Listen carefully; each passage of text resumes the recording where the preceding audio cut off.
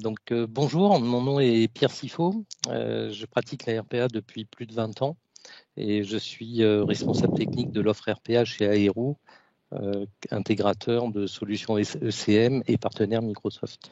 Très bien. Alors, une première question, désolé, on va commencer par la base. Une question dans le chat, c'est RPA Kesako. Donc, justement, on va l'expliquer juste après voilà. dans la présentation que je vais partager. Alors, prenez le partage d'écran et puis c'est à vous. Voilà, et Pierre, du coup, sera accompagné aussi de moi-même, Dylan Bonin. Je suis consultant RPA chez Aero depuis 3 ans maintenant. Excellent. On vous écoute. Alors, nous allons partager avec vous notre premier retour d'expérience avec le RPA Microsoft Power Automate Desktop, outil que nous avons commencé à prendre en main avec la preview en novembre-décembre l'année dernière. Et nous en avons fait un tour et on va vous montrer quelques présentations, quelques démonstrations dans le cours de cette présentation. Donc, dans un premier temps, nous vous proposons un bref tour d'horizon de ce que c'est RPA, justement, avec une définition qui va arriver dans un instant. Puis, Dylan nous présentera 2 démonstrations du logiciel en action et en toute fin de séance, nous répondrons à vos questions. Donc, au niveau du marché, sans trop vous inonder de chiffres, voici quelques indicateurs clés. En 2020, donc, RPA représentait un peu plus d'1,5 milliard de dollars de revenus. Et on voit une croissance quand même à 2 chiffres, malgré la crise sanitaire en 2020. Donc, c'est quelque chose vraiment qui se déploie, qui n'est plus forcément un gadget, comme c'était le cas il y a 10 ans, enfin un gadget ou peu répandu.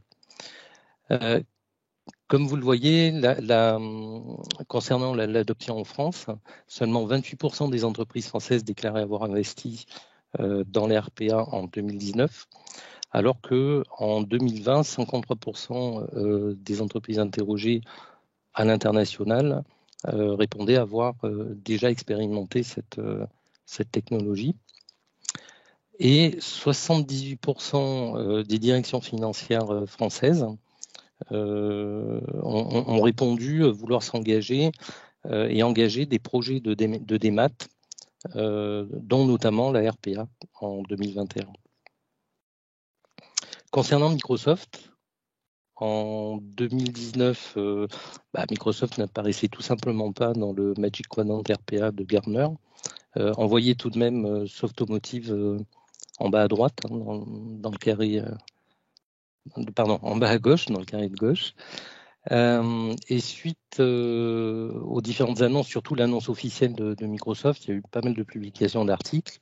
Et là, Microsoft est directement passé en 2020 dans le Magic Quadrant RPA, dans le carré visionnaire, comme vous le voyez en bas à droite.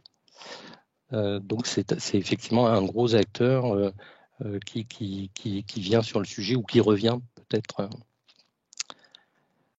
Voilà, mais c'est quoi au fait la RPA? Donc la question du début. Effectivement, la RPA, donc l'abréviation c'est Robotic Process Automation. En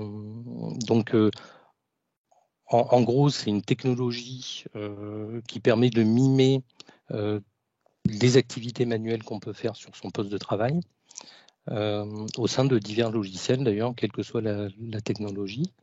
Cette techno a pour ambition de supprimer, de réduire déjà, voire de supprimer toutes les activités à faible valeur ajoutée que font beaucoup d'utilisateurs. Le cas classique étant le fameux copier-coller qu'on fait bien souvent entre des applications qui ne communiquent pas entre elles. Et voilà. Donc l'objectif en fait est de construire un automate capable d'agir sur les IHM existantes, sur son poste de travail, pour se substituer à l'utilisateur en tout ou partie, comme je le disais. Point important, les IHM peuvent être de tout type, tant un navigateur web, une application sur son bureau, du legacy, un terminal mainframe, que sais-je encore, tout type d'application en fait peut être automatisé avec ce type de logiciel. Ce qui n'empêche pas l'usage d'API, comme c'est le cas par exemple pour accéder à des bases de données, tout simplement. Alors, dans un projet RPA, il existe deux modes de fonctionnement qui vont structurer la construction. Le mode autonome, unattended pour les anglophones, est prévu pour être lancé automatiquement et sans aucune intervention humaine, il va réaliser son job dans son coin. L'ambition de ce mode, en fait, est tout bêtement de traiter des portions de processus, des activités qui ne connaissent pas de rupture, sachant que ce type d'automate est souvent exécuté dans une session virtuelle. L'autre mode est le mode que j'appelle compagnon, qui lui a l'ambition d'augmenter les capacités de l'humain en prenant en charge tout ou partie des activités justement les plus réparbatives autant que possible.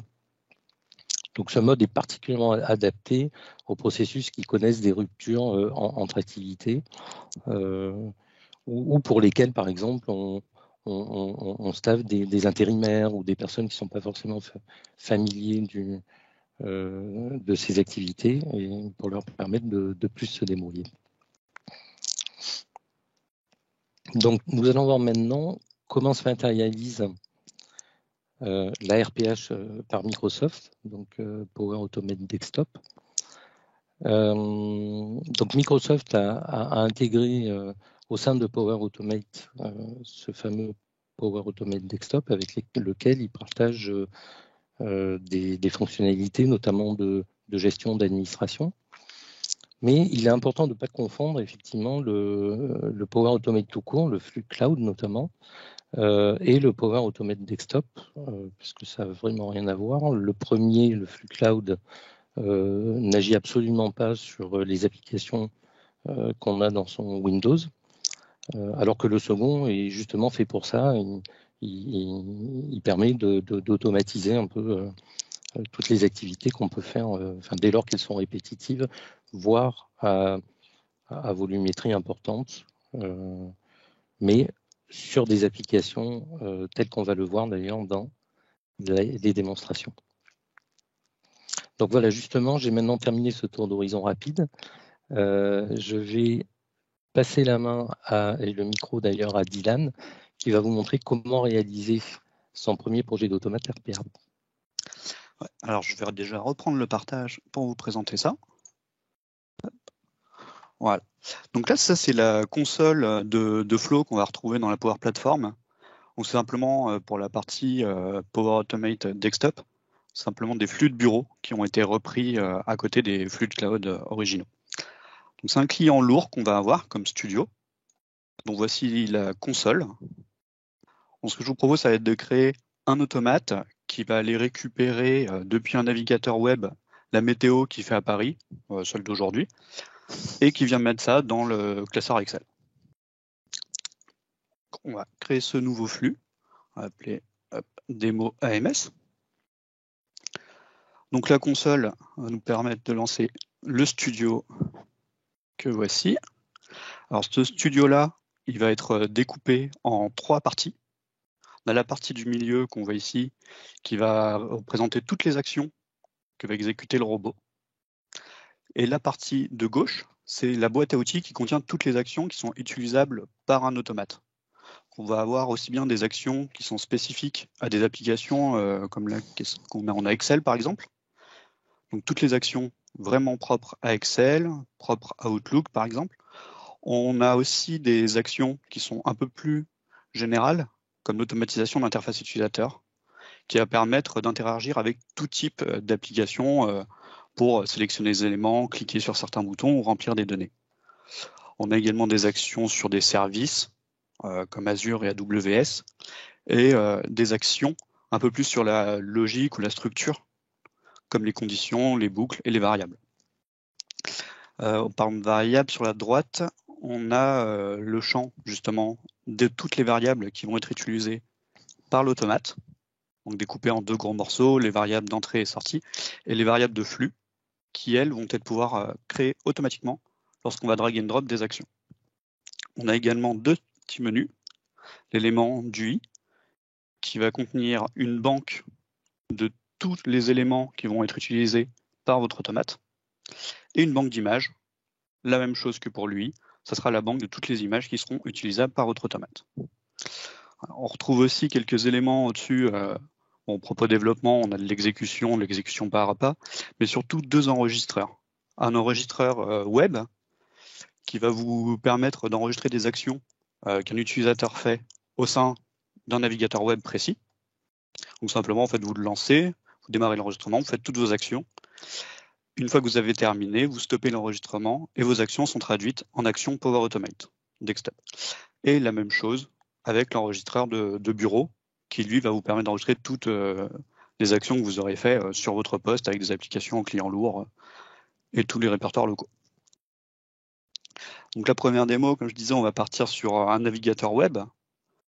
Donc pour ça, on va se rendre dans l'automatisation web. On va retrouver toutes des actions préfaites pour nous permettre de lancer différents types de navigateurs. Dans notre exemple, on va prendre Edge par exemple. Voilà. Donc à chaque fois qu'on va dérouler une action, on a la fenêtre de paramétrage qui va nous permettre de régler cette action. Donc on va décider de lancer une nouvelle instance. On peut également rejoindre déjà une instance existante de Edge. Ensuite, on va choisir notre URL de départ. Je vais choisir Bing. D'agrandir cette fenêtre.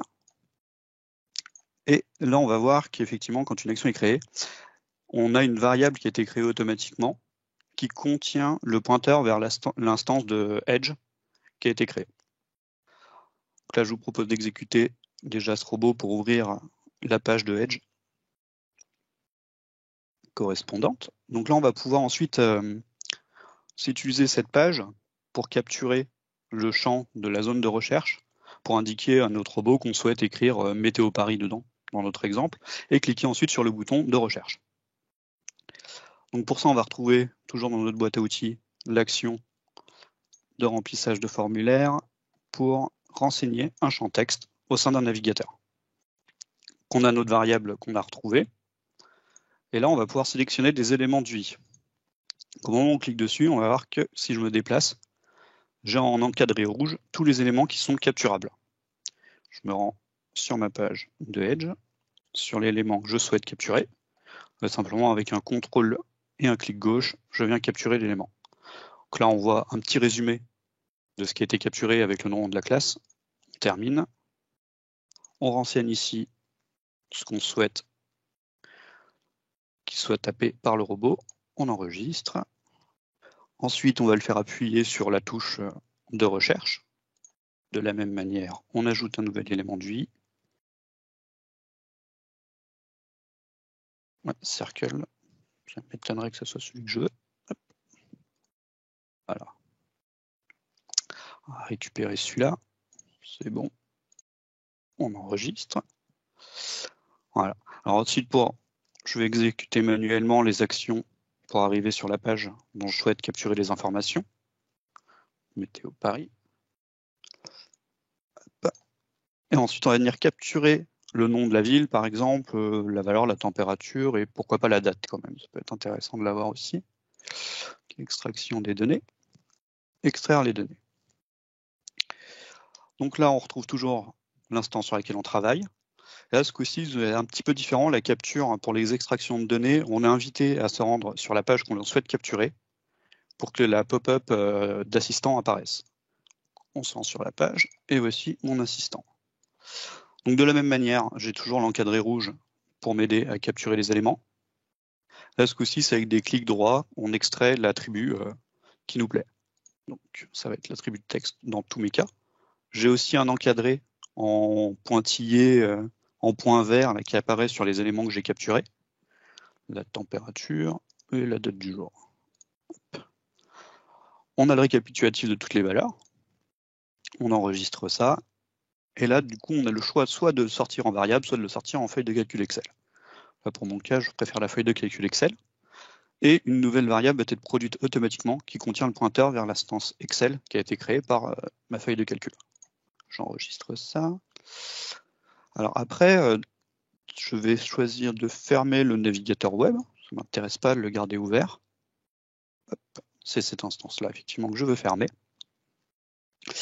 Et on peut voir au milieu qu'on a le texte qui explique l'action du robot.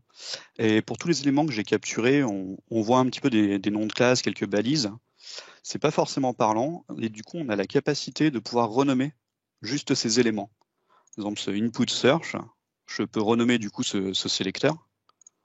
Hop, ou élément d'UI. En zone de recherche. Ce sera un peu plus sympa. Et ça qui est mon bouton de recherche. Hop. C'est dans ce menu-là aussi également qu'on a la possibilité, si on souhaite, de modifier le sélecteur qui correspond du coup à nos critères de recherche pour venir capturer cet élément. Voilà, dans notre cas, on n'a pas besoin dans cet exemple-là de venir modifier les sélecteurs. Alors ce que je vais faire pour éviter d'avoir 36 pages, je vais fermer cette page Edge et je vais maintenant exécuter ce robot. Donc il va me lancer une nouvelle instance de Edge, se rendre sur Bing, taper Météo Paris, capturer les éléments de la page. Donc là, on a la capture en cours, on a Excel qui s'est ouvert et il a refermé mon navigateur. Et donc là, on voit qu'il y a un petit souci au niveau de l'enregistrement qui s'est passé. Donc je vais aller voir sur la modification de cet élément. Hop, je vais retourner sur la page qui m'intéresse, donc de Bing avec les informations de la météo. Et donc là, en effet, on voit que les valeurs n'ont pas été captées correctement lors de la première capture. Simplement se rendre dessus. Hop, vider ce qui a été capturé et revenir capturer ces éléments. Hop, tac, je récupère l'unité et les horaires. On termine ça. J'enregistre. Je ferme cette page qui ne m'intéresse pas. Allez, c'est parti. Avec de nouveau le navigateur, on s'ouvre à nouveau. La capture en cours. Et ouais, j'ai eu le temps de voir les données, il a été un peu rapide. Donc là, voilà. Ce coup-ci, je n'ai sans doute pas enregistré la première fois, je n'ai pas fait attention. Donc là, on a bien toutes les informations qui ont été récupérées. Donc voilà, ça c'est la démo d'un cas assez simple et basique où on voit qu'il n'y a pas forcément eu besoin de connaissances ni de code particulier à inscrire, vraiment utiliser des actions qui sont déjà disponibles et un peu de paramétrage. Voilà, je vais redonner la parole du coup à Pierre pour la suite de cette présentation. Oui, merci Dylan pour cette présentation très didactique. Donc, nous allons maintenant présenter un automate un peu plus complexe et plus représentatif de processus métiers tels que nous pouvons rencontrer sur le terrain dans nos projets. Nous avons choisi pour cette deuxième démonstration une activité d'enregistrement automatique de commandes clients dans un ERP. Cette activité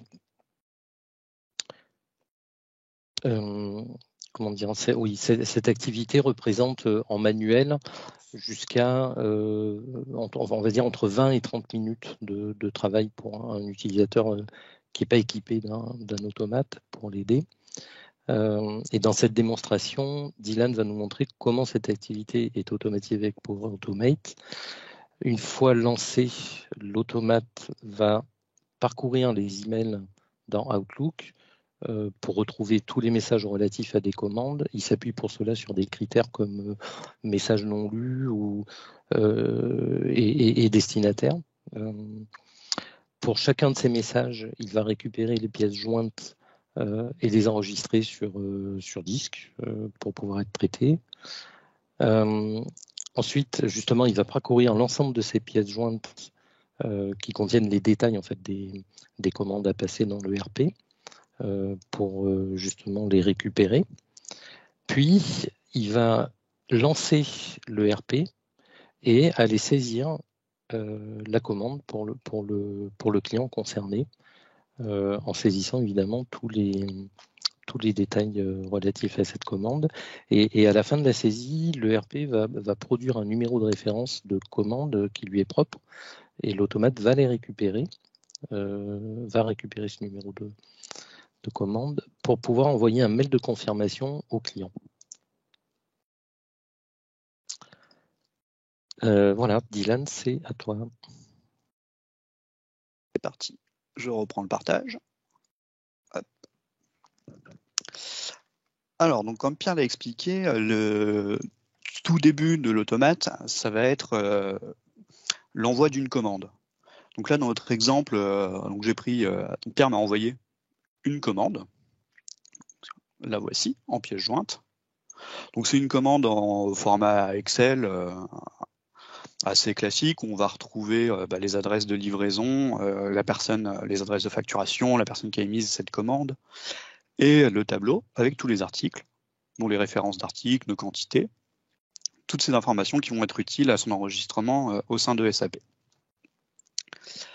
Donc cette pièce jointe par le robot, elle va être enregistrée d'abord sur le poste en local. Je vais juste vous montrer ça.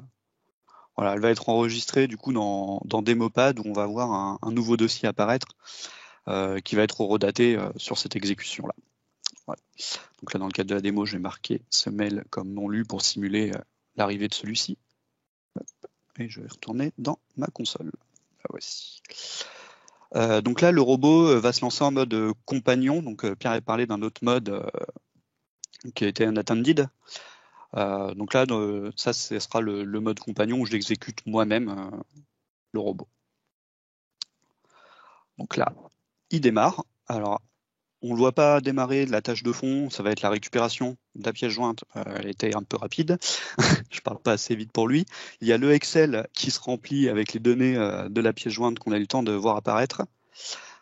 Ensuite, on a l'ouverture du coup de SAP qui se déclenche avec la connexion. Il va utiliser le compte d'un utilisateur, donc celui de Pierre Sifo. Il va se connecter pour la saisie de la commande. Donc là, on a les informations sur les données de l'organisation qui sont remplies, les références clients, l'erreur sur la date qui a été gérée, et les références d'articles qui vont se compléter au fur et à mesure. Donc là, on a la recherche de la référence dans le Excel. Voilà, toute la suite a été déroulée. Il va ensuite aller chercher le deuxième article qui correspond. Le voici. Donc là, aujourd'hui, le robot, on l'a mis aussi sur un seul mail. On a la possibilité de boucler sur autant de commandes que l'on souhaite. Là, on a les informations du coup de la livraison du client qui sont rentrées. Tac. Il va enregistrer tout ça. Et ce qu'il va aller récupérer ensuite, ça va être tout en bas, c'est assez rapide, il y avait le numéro de la commande côté SAP lors de son enregistrement qui a été fait. Alors, ce que je vais vous montrer, c'est que le robot a répondu du coup au mail de Pierre. Alors, tac. Au niveau des éléments envoyés, voilà, on va revoir que la commande a bien été ajoutée avec la référence qui était notée tout à l'heure. Donc, au niveau en fait local, on a aussi le répertoire qui a été complété du coup avec les pièces jointes qui ont été téléchargées. Et cet Excel, entre guillemets, pivot qu'on a vu le remplir avec les informations de la commande précédente. Je vais également vous montrer un petit peu à quoi ressemble le code, le code entre guillemets, les différentes actions qui ont été utilisées par ce robot. Vous verrez que c'est un peu plus important que le précédent avec la météo qui avait 5 actions de mémoire, 5 ou 6 actions. Donc celui-ci, on va pouvoir voir que c'est pas forcément tout le monde qui peut le faire. C'est un robot un peu plus complexe, donc qui a demandé déjà qui a permis du coup et qui a demandé un découpage en sous-flux qui permet Power Automate, qui pourra après être appelé dans plusieurs ordres, etc. On pourra découper un peu ce robot en différents processus, et c'est vraiment là qu'on va retrouver également dans ce robot-là, ce que je parlais tout à l'heure, les boucles et les conditions, ainsi que les variables. On va retrouver tout ça dans ce genre de robot, avec dans Power Automate assez visuel. Enfin, on a un design assez sympa, je trouve, au niveau des boucles et des conditions, pour guider quand même un petit peu le développeur. Mais ça reste ce genre de robot, ça demande un petit peu plus de connaissances, on va dire, que le précédent, pour ce cas d'usage-là. Et donc, on a quand même un robot qui a exécuté ça est-ce que j'ai le timer dans ma notif? 1 minute 17, là où on avait une estimation pour un utilisateur lambda, donc peut-être pas pour une commande aussi petite, mais en moins d'une vingtaine de minutes, comme l'a dit Pierre, ou un peu plus, je crois. Donc voilà, quand même un robot assez efficace pour un gain de temps pas négligeable pour ce process. Voilà. Donc je vous propose de redonner la parole à Pierre pour la suite. Mais merci Dylan, c'était une belle démonstration, plus importante qu'un simple Hello World. Donc, en guise de conclusion, ce que je vous propose, c'est d'éclairer un dernier point important. À qui ce logiciel est-il destiné? Ça paraît important de le souligner. Donc, nous avons pu voir que Power Automate Desktop dispose d'un panel de fonctionnalités très riche et qu'il est orienté low-code. C'est bien ce qu'on a vu dans la première démonstration, où Dylan n'a fait aucune ligne de code en particulier, enfin de ligne d'action, comme dit Power Automate Desktop. Il dispose par exemple d'un studio assez simple d'accès, d'enregistreur d'action manuel, tant pour Windows que pour le web. C'était pas l'objet de la démonstration, donc Dylan ne les a pas utilisés, mais ils sont bien là et fonctionnels, on a pu les évaluer également. Et il permet de construire du coup un automate sans être obligé de coder, tant que le cas d'usage reste simple, bien sûr. Nous avons pu voir également la facilité d'utilisation de Power Automate et l'intégration qui est faite avec les applications Microsoft, notamment Microsoft 365 et la Power Platform. D'ailleurs, Dylan parlait tout à l'heure d'un fichier pivot Excel. C'est vrai qu'en RPA, ce type de fichier de travail ou temporaire vont fréquemment être utilisés, ne serait-ce que pour le débugage et la mise au point de l'automate. Et on a vu également sa capacité à travailler avec des logiciels de bureau de tout type. Et pour le coup, là, c'était du SAP comme vous l'avez vu. Donc tout ceci nous fait dire que cet outil est tout à fait indiqué pour le citizen developer, on va dire l'utilisateur aguerri, par exemple, qui a fait du VBA dans sa vie ou ce genre de choses. Mais également pour un expert RPA, un consultant RPA, qui lui peut mettre en œuvre des fonctionnalités beaucoup plus évoluées et des capacités programmatiques telles qu'a montré Dylan à la fin avec les boucles, les conditions, etc. Voilà, nous avons terminé notre présentation et nous sommes maintenant à votre disposition pour répondre à vos questions. Très bien, très intéressant. Merci. N'hésitez pas, ceux qui demeurent avec des questions. Je ne sais pas, en termes de pricing, vous avez des idées ou des choses à communiquer? Oui, on a des, on a des choses. Je vais les retrouver. Voilà, donc on a, pardon. Donc on est sur pour Power Automate Desktop en mode compagnon, on va dire. On est à du $40 par mois par utilisateur, comme vous le voyez ici. Et en mode autonome, donc le unattended, on est à $150 par automate par mois. Donc il faut vraiment avoir un use case qui justifie, quoi. Oui, mais c'est pas ça pour s'amuser, quoi. C'est ça le message. Ça. Oui, c'est ça le message. C'est-à-dire que généralement, d'ailleurs, on utilise un automate autonome pour traiter du gros volume. Comme je le disais tout à l'heure, c'est sur des activités qui ne connaissent pas de rupture. On va faire de la remédiation ou de la mise à jour de données dans des applications, des choses comme ça. Pas forcément du transactionnel, ça revient un peu à du batch. Et donc c'est censé tourner, pourquoi pas toute la nuit sur un processus. Et on voit que Microsoft a inclus 5000 crédits à eBuilder, qui est effectivement intéressant. Donc voilà pour le tarif. Ouais, quand on sait que le crédit à eBuilder est lui-même à $500 la pièce, par mois.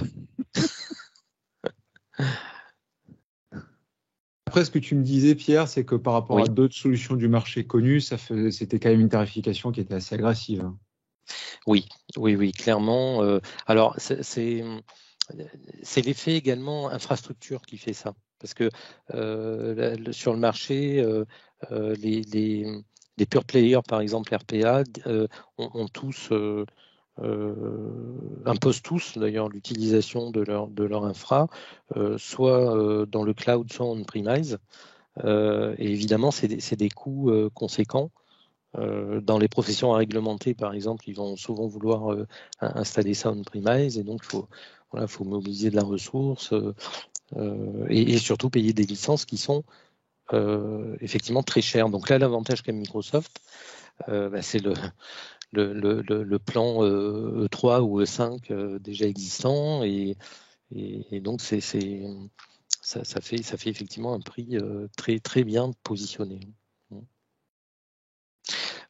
Tellement bien qu'on se disait avec, dans l'équipe, que certains cas d'usage qu'on a pu voir arbitrer dans le passé pour cause de ROI compliqués à argumenter, voire à obtenir, là, du coup, sans doute que ça pourrait passer plus facilement. Voilà, donc il y a de nombreuses entreprises qui ont mis en œuvre de la RPA, hein, c'est ce qu'on a vu au début, mais beaucoup ont procédé en montant des portefeuilles de projets, en faisant des évaluations, souvent évidemment menées par le ROI, les gains obtenus, pas seulement d'ailleurs financièrement, mais également en termes de qualité, de sécurisation et autres. Mais lorsqu'on regarde l'aspect purement financier, il y a un certain nombre de cas d'usage. Donc là, c'est l'ETP souvent qui fait foi. En gros, quand on regarde cet angle financier, si un automate n'était pas suffisamment rentable pour obtenir un gain de 1,5 ETP, par exemple, il était tout simplement arbitré, et les clients ne partaient pas sur ce type de projet. Voilà. Notamment par rapport au coût important de licence, mais également évidemment de construction. Vous avez vu qu'un projet peut être assez important, comme celui qu'a montré Dylan dans la deuxième démonstration. Alors Pierre, Oui. pour ma part, je me suis connecté n'importe comment, du coup je n'ai pas le chat écrit, mais on Non, m'a moi transmis non plus. quelques questions. Oui. Alors il y a une question alors j'espère que j'accroche pas le nom quand même, Joachim Séné, Oui.